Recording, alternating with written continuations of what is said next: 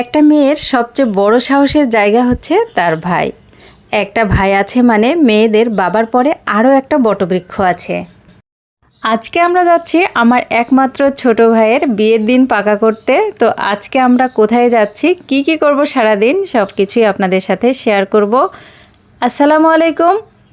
তো আমার ভাইয়ের বিয়েটা কিন্তু হচ্ছে রাজশাহী কাটাখালীতে, আর আমিও যেহেতু শহরে থাকি এই কারণে আমি, আমার চাচাতো ভাই আর আমার মেয়ে আমরা একটা বাইক নিয়ে রওনা দিলাম, আর বাকিরা কিন্তু বাড়ি থেকে আসবে। তো আমরা যখন রওনা দিয়েছি তখন আমরা খবর পাই যে তাদের বাইক নাকি স্টার্ট নিচ্ছিল না, যার কারণে আমরা কিন্তু সেখানেই চলে গিয়েছিলাম প্রথমে। তো ওদের বাইকটা স্টার্ট দেওয়া হয়েছে, এখন আমরা চলে যাচ্ছি। আর যাওয়ার সময় এই বাজারে একটা বিশাল বড় তেঁতুল গাছ, যেটা দেখে আমার চোখটা আটকে গিয়েছিল। মনে হচ্ছিল পুরো বাজারটা সে ঢেকে রেখেছে ছাউনির মতো করে। আমাদের মেয়ের বাড়িতে পৌঁছানোর কথা ছিল বেলা 12টায়, কিন্তু বাইকটা স্টার্ট না নেওয়ার কারণে কিন্তু আমাদের অনেকটা সময় সেখানেই নষ্ট হয়েছে। আর এখন আমরা চলে যাচ্ছি তো মেয়ের বাড়ি যাওয়ার জন্য যে রাস্তাটা, তো সেই রাস্তায় আমরা চলে এসেছি। আর কিছুক্ষণের মধ্যেই কিন্তু মেয়ের বাড়িটা আমরা পেয়ে যাব। তো অসম্ভব সুন্দর ছিল এই রাস্তাটা, সবুজে ঘেরা, ভীষণ ভালো লাগছিল দেখতে। তো বলতে বলতে আমরা কিন্তু মেয়ের বাড়িতে পৌঁছে গেছি। তো এসেই আমাদের প্রথমে শরবত দেওয়া হয়েছিল ঠান্ডা ঠান্ডা, তো আমরা খেয়ে 5-10 মিনিটের মতো বসেছিলাম। তারপরেই কিন্তু দুপুরের খাবারটা দিয়ে দেওয়া হয়েছে, কারণ আমরা এমনিতেই একটু লেট। দুপুরের খাবারের মেনুতে ছিল গরুর মাংস, মুরগির রোস্ট, ডিম, সবজি, বুটের ডাল, মাছ ভুনা, সাদা পোলাও, ভাত, শসা, লেবু, এগুলো তো ছিলই, কাঁচামরিচ। তো সব রান্নাই কিন্তু অসম্ভব মজার হয়েছিল।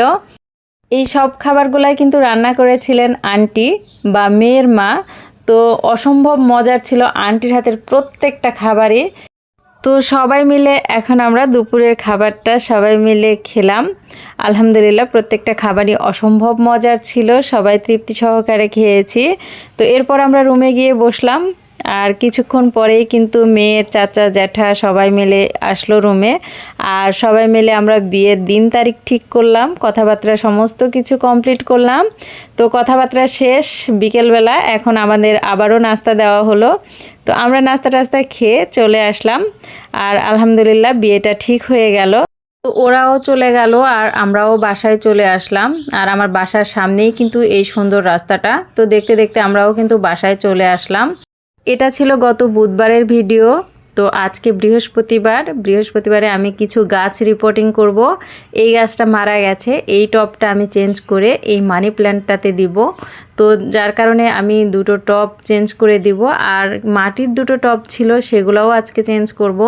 মাটির টবগুলোর নিচ পর্যন্ত কেন জানি না পানি পৌঁছায় না, যার কারণে গাছগুলো একদম নষ্ট হয়ে যাচ্ছে। তো এই তো আমার সবগুলা গাছই কিন্তু রিপোর্টিং করা হয়ে গেছে। আর বেলকুনিটা আমি খুব সুন্দরভাবে গুছিয়ে নিয়েছি, এখন কিন্তু অনেক সুন্দর লাগছে আমার বেলকুনিটা। গাছগুলা সবগুলা মুছে ক্লিন করে দিয়েছি।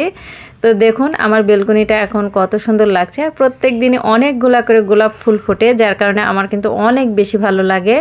আর এখানে দাঁড়ালেই কিন্তু মনটা একদম শান্ত হয়ে যায়। বেলকুনিটা গোছানোর পরে কেমন লাগছে অবশ্যই আপনারা কমেন্টে জানাবেন। তো সব কাজ কমপ্লিট করে আমি বিকালে বেবিকে কোচিংয়ে দিয়ে এসেছি। আর বাসায় ফেরার কিছুক্ষণ পরেই আমি খবর পাই যে আমার চাচি নাকি খুবই অসুস্থ, আর ওনাকে পপুলারে নিয়ে আসা হয়েছে। তো আমি আবারও বেবির কোচিংয়ে চলে যাই, সেখান থেকে বেবিকে নিয়ে আমি আমার চাচিকে দেখতে যাচ্ছি। জানি না কী অবস্থা, কতক্ষণ সময় লাগবে, যার কারণে আমি বেবিকে নিয়ে নিলাম, কারণ ওর সন্ধ্যায় ছুটি হয়ে যাবে। তো আমাকে না দেখলে তো কান্নাকাটি করবে, যার কারণে ওকে নিয়ে আমি এখন চলে যাচ্ছি পপুলারে। তো আমার মনটা কিন্তু ভীষণ খারাপ, কারণ আমার চাচি আমাকে অনেক ভালোবাসে, যার কারণে ওনার কিছু হলে আমার একদমই ভালো লাগে না। তো এখন আমরা নেমে গেলাম পপুলারে, আর এখানে 9তলাতে আছেন আমার চাচি, চাচা এবং চাচাতো ভাই। তো ওদের সাথে দেখা করতে এসেছি। আর এখন আমি লিফটে সিরিয়াল দিলাম, আর আমি এখন চাচা চাচির কাছে চলে যাব। আর আমার চাচির জন্য সবাই অনেক বেশি দোয়া করবেন যেন উনি দ্রুত সুস্থ হয়ে যান। তো সবাই ভালো থাকবেন, সুস্থ থাকবেন। আল্লাহ হাফেজ।